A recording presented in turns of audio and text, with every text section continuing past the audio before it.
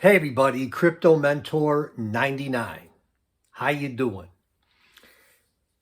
Good to see y'all, kind of, through the lens here. Hey, October 30th, 2020, little after lunch, doing some videos.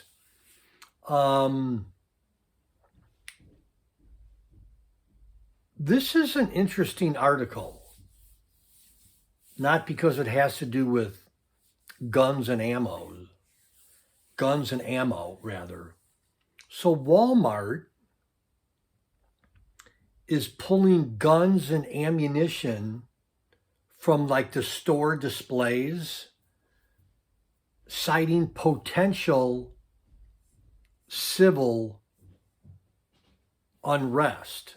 So I guess going into next week with the elections, there's been some isolated like disturbances at some of the stores. So as a precaution, they're taking the guns and ammo off of these display racks, which I don't really go into Walmart all that often, but they do remain available for sale.